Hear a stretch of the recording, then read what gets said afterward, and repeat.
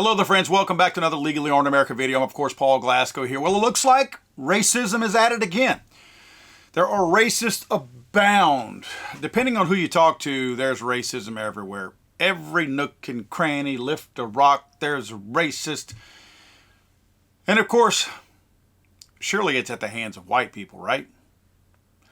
Let me let you watch this clip first, and then we'll talk more about it. Good afternoon. My name is Charles Roca. I'm the Chief of Police of Allentown. I'm joined at the podium by Captain Steve Bilkovitz and Detective Harold Bonser of our Criminal Investigations Division. The purpose of this press conference is to provide an update regarding the n00se investigation. I want to take a moment to thank the following agencies who assisted in this case: the Lehigh County District Attorney's Office, the Pennsylvania State Police Crime Lab, and the Federal Bureau of Investigation. The Allentown Police Department conducted a thorough investigation, including interviews with persons, analysis of evidence, and consultation with the District Attorney's Office of Lehigh County. As a result of the subsequent investigation, LaTarsha Brown was charged with tampering with or fabricating physical evidence, a misdemeanor of the 2nd degree, and false reports to law enforcement, a misdemeanor of the 3rd degree. As in every criminal case, the fact that a warrant has been issued or a complaint has been filed is merely an accusation. The defendant is presumed innocent until and unless proven guilty in a court of law. I'm now going to ask Captain Bilkovitz to provide a summation of this investigation. Good afternoon, everybody. Captain Bilkovitz, Criminal Investigations Division. On January 10, 2025, at approximately 7:11 a.m., Allentown City employee LaTarsha Brown arrived at her office on the 3rd floor of City Hall. At approximately 7:38 a.m., Ms. Brown notified the Allentown Police Department that she discovered what she believed to be a noose on her desk upon arriving at work. Officers assigned to the Community Outreach Unit, Crime Scene Identification Unit, and Criminal Investigations Unit responded, initiating a criminal investigation to identify the individual responsible for placing the noose on Ms. Brown's desk. During the investigation, video surveillance and building access control records were reviewed to identify city employees present on the 3rd floor of City Hall between the time Ms. Brown left for work on the afternoon of January 9, 2025, and her arrival on the morning of January 10th. Those employees were interviewed. Each was asked if they would provide a buccal swab for DNA testing if needed. Every employee agreed, except for Ms. Brown.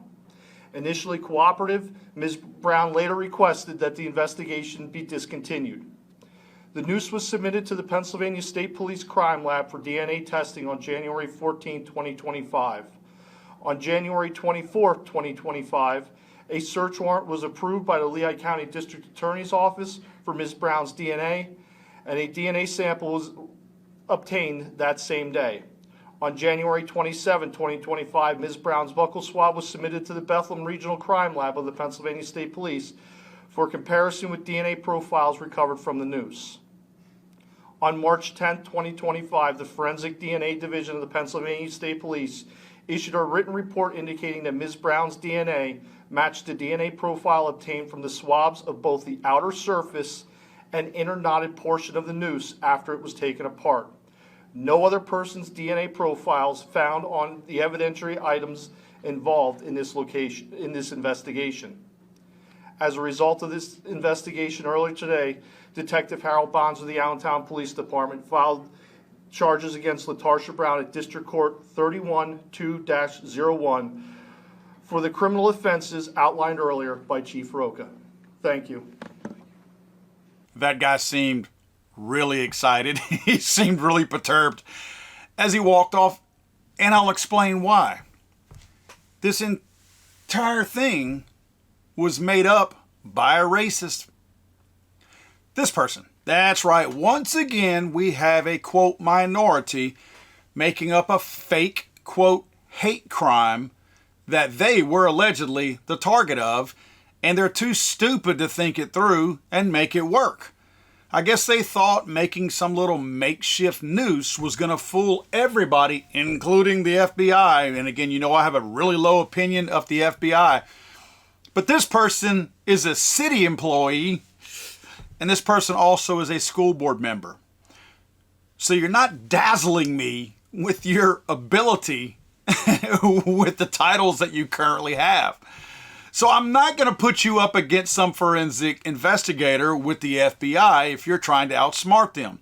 You can't even tie a knot right without leaving your DNA. Did you ever think, since you were trying to get attention, did you ever think you would get enough attention that the FBI and a legit investigator might actually get involved to, I don't know, maybe investigate it to figure out what really happened here, especially, as I discussed in a video a couple of weeks ago, especially with the rampant nature of fake hate crimes and fake race hoaxes. Remember, I talked last week that only a third of these fake hate crimes are even legitimate. 2/3 of these fake hoaxes, these fake race hoaxes, are made up by the minorities that are actually claiming to be the target of these fake hate crimes. So you have to believe, guys, gotta believe, that at this point, if you're making up a lie to draw attention to yourself, maybe somebody's gonna investigate it, just maybe. Plan out a little bit more. How expensive are rubber gloves? If you're gonna tie a noose, maybe don't leave your DNA behind. Of course, this is the alleged noose. I wonder, they probably could do a forensic search of this person's phone or computer where it might read in Google, how to make a noose. There's probably a YouTube search in there that they could easily find on how do you make a noose. Now, they mentioned that Olatarsha here works for the city's Community and Economic Development Department, and she faces charges. Now, she also is a school board member. I think it's really important that we include school board member. I don't think this was somebody who just wanted attention. I think there was a bigger picture thing involved here, and the attention was a step towards notoriety, towards popularity, I should say, in getting this person's name recognized so more people would know who she was for political reasons. Because again, she's a school board member. So she's already interested in politics, right? Well, there's some interesting stuff at play here in the local community. More specifically, there seems to be a little bit of a tiff, whether it's directly or indirectly, with the actual mayor of this city. And again, remember, she works for the city as a city employee. The noose incident came as the city faced other public allegations of discrimination in City Hall. In 2023, the Allentown NAACP penned an open letter accusing Turk, who is the city's mayor, and other city leaders of failing to address discrimination among employees, and alleged at least 10 have faced racial discrimination. Now again, this woman works for the city also, so the mayor is her boss. So she was going to be number 11 facing racial discrimination with her little homemade noose here. Now, Barbara Redmond, the Allentown NAACP's former secretary who penned the open letter that I discussed, helped organize the anti-discrimination protests and said Brown should be considered innocent unless proven guilty, and called on the public not to assume anyone other than Brown is involved with the alleged falsified noose. So we got stuff going on right here. Clearly, this NAACP person, and I want to keep calling her LaFonda because I saw a post, a Napoleon Dynamite related post with Kip holding up a sign. Remember LaFonda at the bus stop? I keep wanting to call her LaFonda, so I'm probably going to keep with LaFonda just to make it easier on me. Who are you?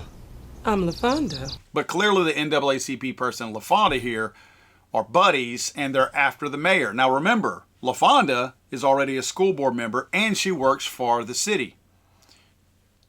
Just kind of wonder if maybe this would have been a really cool way to smear the mayor, who already has been hit with allegations of discrimination, or at least ignoring discrimination in the area, and then have somebody who's the target of discrimination, like LaFonda, getting a noose on her desk, and she's already friends with the NAACP person who attacked the mayor based on discrimination charges. What better way to get her a little bit more name recognition to not only push her up there to allow her to be a possible candidate for mayor, but at the same time to smear the mayor, but give her the old poor me attitude, right? This sympathy vote. So bring the mayor down by looking at him as somebody who's okay with this type of discrimination and push her up as the victim. Now, I thought it was funny that they said in the video that at first LaFonda here was really cooperative. And then whenever they started asking questions, including DNA requests, she not only started to become uncooperative, giving vague statements and gave deceptive answers, but actually asked them to please just discontinue the investigation. Well, once you make that claim, you don't just get to decide, yeah, let's drop the investigation. No, sugar, you started it. So they're going to finish it. And they did. And it circled right back around to you. Interestingly, I reached out to the Allentown School District's X site, and when I got there, they had their post protected. In other words, not just anybody could comment. And I was like, well, that's weird. This is literally a public outlet, and one of their school board members is really in the spotlight right now. So why would they do this? It seemed like a little bit of, I guess, unprofessional damage control that they were putting, just trying to keep people from making comments. I guess enough people got sideways with them, because when I went back and checked right before I started working on this story, now their posts are not protected. And just being protected means that either they can pick and choose who can comment, or you have to be a follower or member of Allentown School District X page in order to make a comment. Well, now anybody can comment. And guess what? The comments are pretty good. You got to go in there and take a look at what people are saying about LaFonda, because it's good stuff.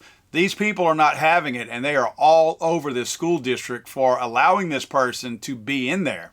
In a twist of irony, as I was investigating for this story, I ran across this picture of LaFonda, and wow, this is a person who is trying to stoke racial divide. And look at the irony in both of these messages behind her. One on the dry erase board, love conquers all. Well, apparently not love of old Whitey. But also, fear, false evidence appearing real. Homegirl, did you really leave this picture up saying false evidence appearing real after you fake a hate crime where you tried to place false evidence as if it were real? This is the picture of irony so far for the year 2025 of somebody creating a racial hoax and leaving a picture of themselves up on social media like this. This has got to be the winner so far this year. Now, as I mentioned earlier, she's going to be charged. Now, granted, they're not going to carry any weight, and people, just like the NAACP chick, are going to feel sorry for her. But her two charges, tampering with or fabricating physical evidence, obviously she tampered when she tied the noose. That's a misdemeanor of the second degree. And false reports, that's when she lied about not knowing who put the noose out. That's a misdemeanor of the third degree. So she's got two misdemeanor charges. It's not going to be a big deal. Nothing really is going to happen. She is going to try to weave this into the lie that she's somehow still a victim. Remember the chick who beat the other girl in the back of the head with the track baton running track last week? She tried to be the victim, said, everybody get mad at me because I accidentally hit somebody in the head. I guess what's going to probably happen here, LaFonda's liable to come out and saying she was just playing with some string in her office and it accidentally must have turned into a noose from just twirling it around. And this was all just a big misunderstanding, right? There's going to be something come out about this. You have not heard the last of this. But for now, they just continue to add to these statistics. So I guess now instead of 66% of the fake race hoaxes being fake race hoaxes, now we got 67% of them. Because LaFonda here is pumping that number up. Friends, I make light of this because it's freaking silly. And the fact that if this woman had used a pair of rubber gloves, latex gloves, this would be a big deal.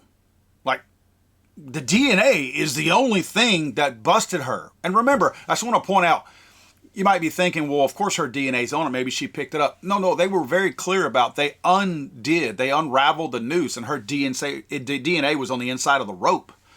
So clearly, the only way that DNA could have gotten in there is by the person who was tying the noose. So it was LaFonda who did it.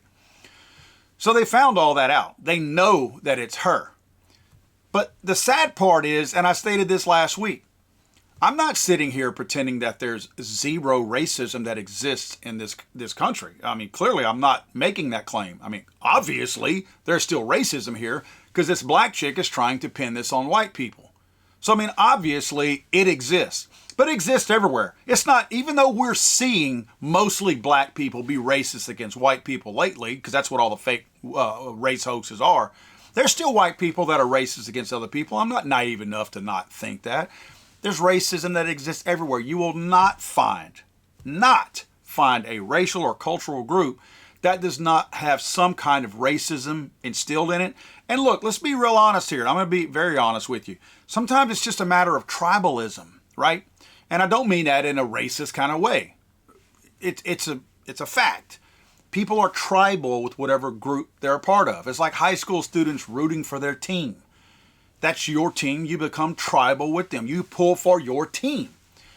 I challenge you, anybody who's not afraid to take this challenge, I challenge you. If you're ever out at a bar, Buffalo Wild Wings or whatever, watching a UFC fight or a high-profile boxing match, you don't have to tell them why, because you might get beat up asking this. Go around and ask people who they're pulling for in a particular fight.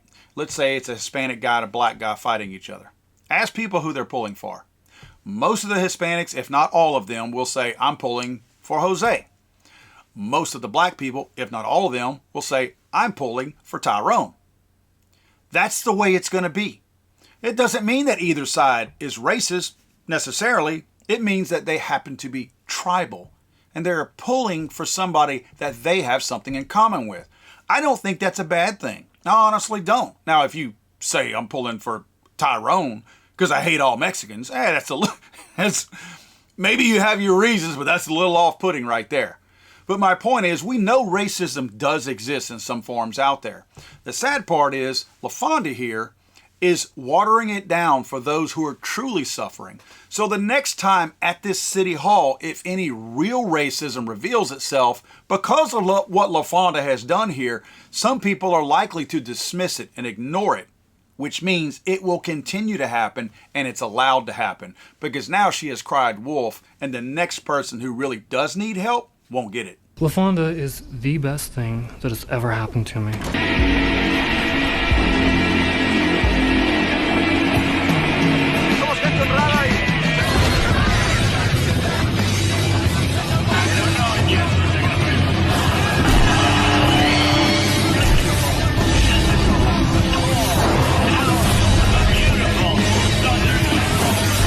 I'm sorry, I thought this was America.